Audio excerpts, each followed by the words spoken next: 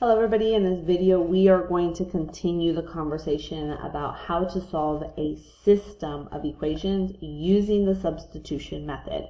So in the previous video we saw how you can have a very simple basic equation like y is equal to 1, x is equal to 3, and to be able to plug it in and find the other variable. Because remember, our answer is an ordered pair if there is a solution. So let's look at some of the problems that we might run into that might require us to do some extra work up front before we can start plugging it in. So if you look at the substitution method right here, notice that we have two equations. Not one of these equations is solved for x, and it's not solved for y. So what do? How do we use the substitution method if it's not already set up for the substitution method? Well, the second easiest thing you can get is you can look at both of your equations and look for a variable that is positive and by itself. And the reason it's positive and by itself, then that means that all I have to do is either add or subtract the other variable.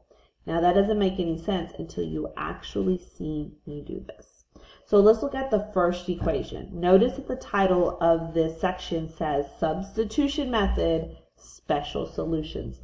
Something special, out of the ordinary is going to happen. But we don't know that at the beginning until we start working it out. So if this was just any other problem, you would look for the variable that is positive and by itself. Basically, we're looking for naked variables, okay? So if you look at this one right here, notice that the x has a -3, the y has a positive 21. These are not easy to do. So let's look at the second equation. If you look at the y has a -7, but this x, the x is positive and by itself. There's an understood one there, but it's by itself. So in order for us to be able to solve for x, the only thing we would have to do is add 7y to both sides. So I'm going to circle this because I want you to see that your x is positive and by itself. Let's take this first equation, we'll solve it for x, and then we'll plug it into the first equation so we can use the substitution method. So let's add 7y to both sides. Because the 7 has a y, it cannot combine with this other 7. So we're going to write it as an expression. So it's going to be x is equal to 7 plus 7y. Now this actually looks like what we were doing in the previous video. I'm going to take my second equation. I'm going to either highlight, underline, or circle what x is equal to. X is equal to 7 plus 7y. So that's what I'm going to plug in to my first equation.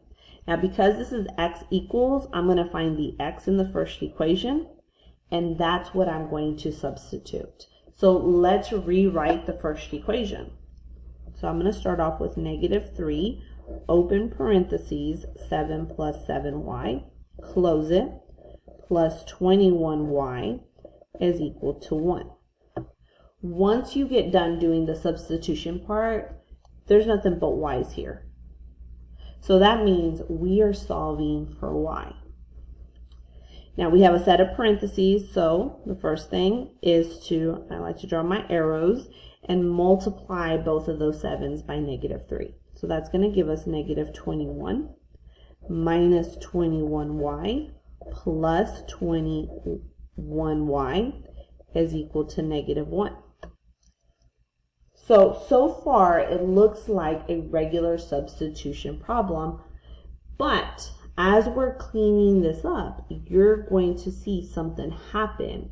And you're going to think you did something wrong because that's not what usually happens. So let's go ahead and clean some of this up. I have two y's on the same side. Let's go ahead and combine these two y's. That's a -21. That's a positive 21. So when I combine this, this becomes 0. And if it becomes 0, I don't have to write it down.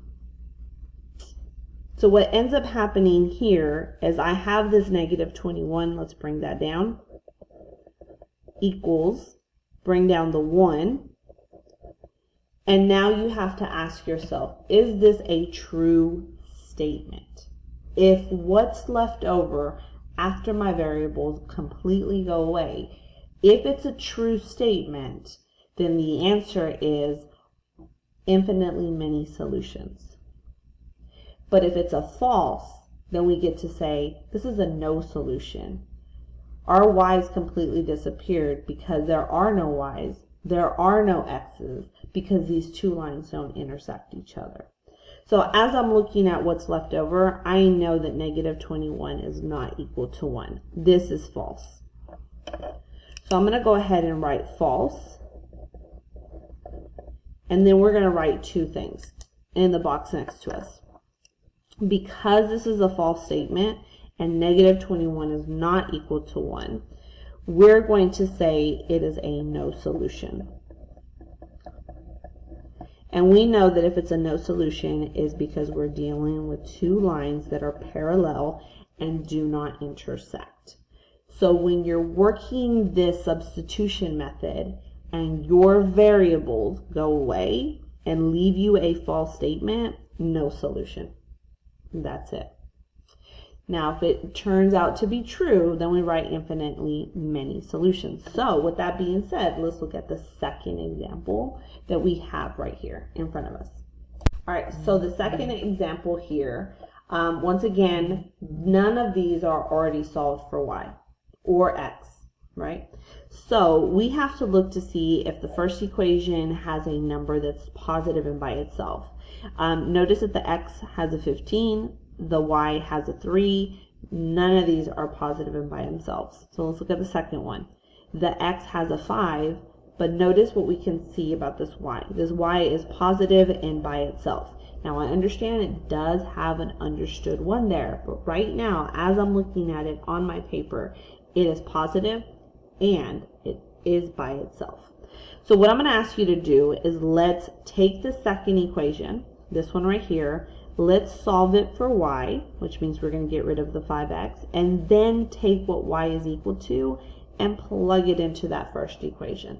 So let's do that. Let's go ahead and subtract 5x from both sides, and we get y is equal to 1 minus 5x. All right, this is the equation that we're using. We can clearly see that y is equal to this. So we're going to take what y is equal to and plug it into the first equation. So you'll find your y in the first equation. Here it is, right there. And we're going to replace that y with what y is equal to. Let's go ahead and write that first equation with what by substituting. All right, so let's bring down the 15x, the plus 3, open. 1 minus 5x is equal to 3. All right, we're going to distribute and we're going to combine like terms. So I'm going to draw my arrows to remind you that we're going to distribute the 3 to both the 1 and the 5. So I'm going to bring down my 15x first, my plus 3, my minus 15x is equal to 3. All right, we have two x's on the same side. Let's go ahead and put those together. 15 minus 15 gives me 0. So that means I don't have to write this down because it's 0. Our x's cancel each other out on the same side. So we're left with this 3, this equal sign, and this 3. So let's bring that down. 3 is equal to 3. Now, like I said, once this happens, you have to ask yourself, true or false? Because depending on that, it's going to tell us what the answer is going to be. Now up here we had it false, but 3 is equal to 3. This is a true statement. So we're going to say true. 3 is equal to 3, so we're going to write something down. We're going to say infinitely many solutions. So I'm just going to put infinitely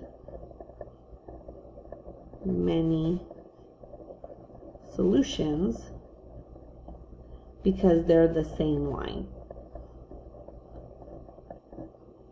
So if I were to graph this on a coordinate plane, if I were to solve it for y, and if I were to take this one and graph them, we would find out that they would be the exact same line, and every single point on the first equation in the first line would be the same points on the second equation. So infinitely many solutions because they're the same line and because that was true. So when your variables completely disappear, then you just have to remember to ask the follow-up question. Is what's left over true or is it false? All right, with that being said, we're kind of running out of time here. I hope that this has helped kind of establish the special solutions and kind of what will happen if they're special. But other than that, the first part is exactly what we're going to be doing. So we're going to look at some more examples like this in class. So I hope that these ones have helped, and then I'll see you guys in the next video.